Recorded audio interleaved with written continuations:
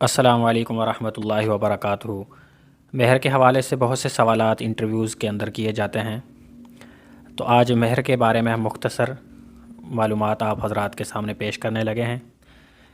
سب سے پہلا سوال یہ ہے کہ مہر کہتے کسے ہیں؟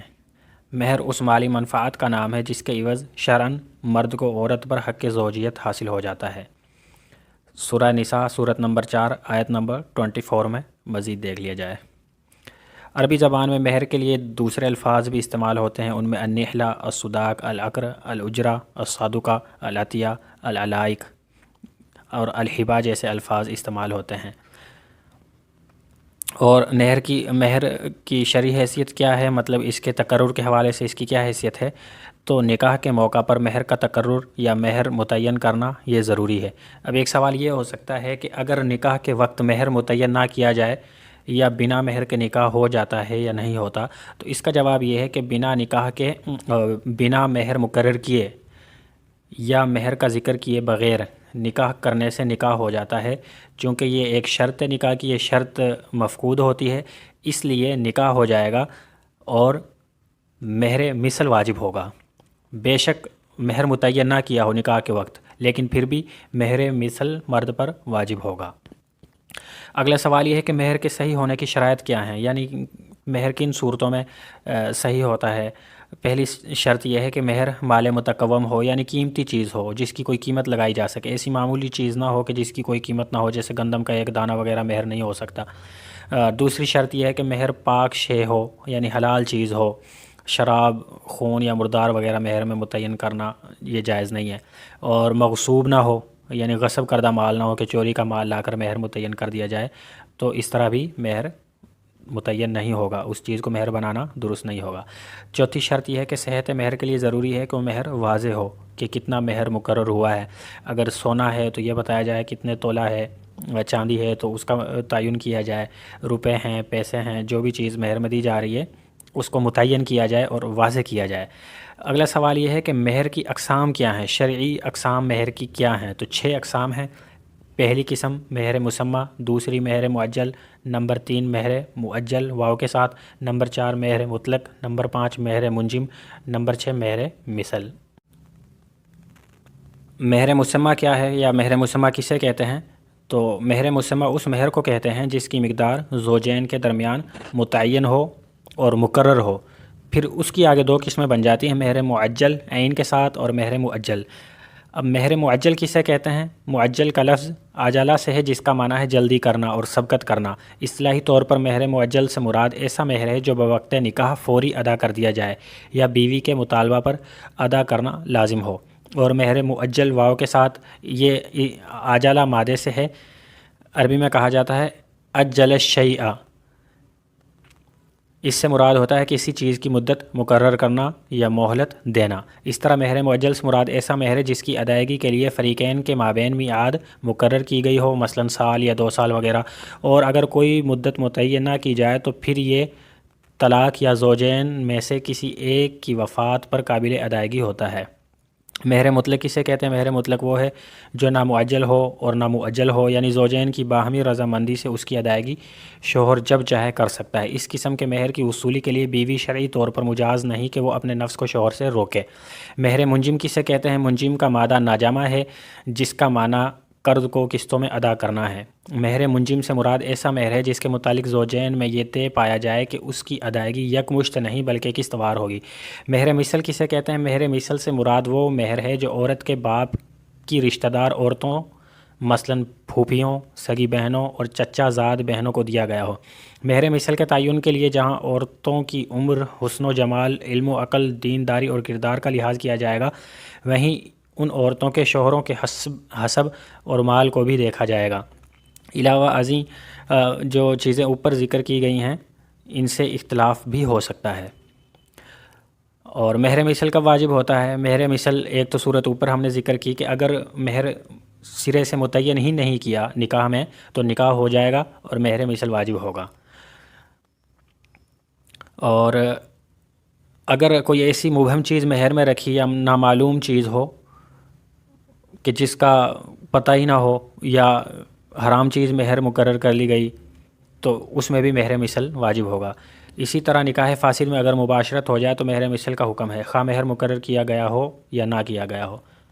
اور اس کے بعد ہے کہ کم از کم مہر کتنا ہونا چاہیے۔ احادیث میں احناف کا بھی یہی مسلک ہے، دیگر ائمہ کے مسالک مختلف ہیں، لیکن احادیث سے یہ ثابت ہوتا ہے کہ آپ صلی اللہ علیہ وسلم نے 10 درہم سے کم مہر سے منع فرمایا۔ آپ صلی اللہ علیہ وسلم نے فرمایا کہ لا مہر دون عشراتی دراہیمہ، سنن بیہقی کی روایت ہے 13760، یہ حدیث نمبر ہے۔ اسی طرح دار قطنی میں بھی یہ روایت آئی ہے کہ آپ صلی اللہ علیہ وسلم نے فرمایا کہ 10 درہم سے کم مہر نہیں ہے۔ حضرت جابر رضی اللہ تعالیٰ عنہ سے ایک اور روایت مروی ہے، آپ نے فرمایا کہ لا صداق دون عشراتی دراہیمہ، یہ سنن بیہقی کی 14384 نمبر حدیث ہے اور دار قطنی کی 12 نمبر حدیث ہے۔ اسی طرح یہ بات بھی یاد رکھیے گا کہ 10 درہم سے مراد موجودہ کاغذی کرنسی نہیں، بلکہ وہ جنس یا مالیت ویلیو ہے جو حضور نبی اکرم صلی اللہ علیہ وسلم نے اپنے زمانے میں متعین فرمائی تھی۔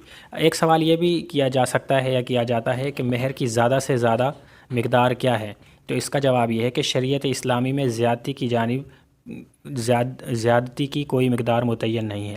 ہر آدمی اپنی حیثیت کے مطابق 10,000، 20,000، 50,000 اور اس سے بھی زیادہ مہر مقرر کر سکتا ہے۔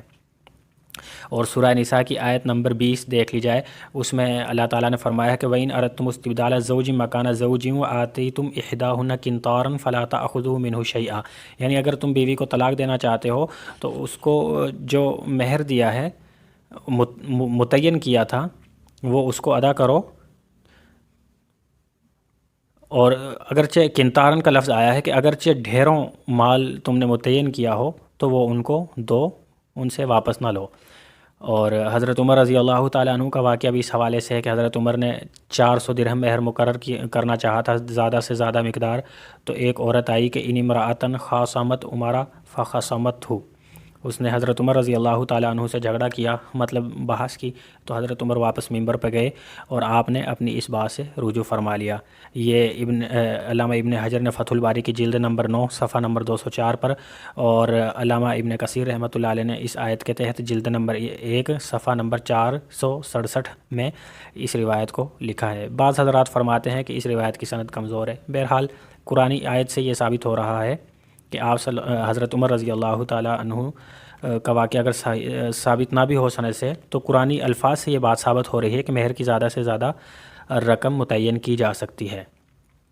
حضرت ام حبیبہ رضی اللہ تعالیٰ عنہ، جن کا نام رملہ بنت ابی سفیان ہے، ان کا مہر نجاشی نے اپنی طرف سے ادا کیا تھا، تو اس کے بارے میں سنن ابی داؤد میں روایت ہے، امام ابو داؤد رحمۃ اللہ علیہ نے روایت نقل کی ہے کہ نبی اکرم صلی اللہ علیہ وسلم کے ساتھ جب نجاشی نے ان کا نکاح کیا تو انہیں 4000 درہم مہر ادا کیے۔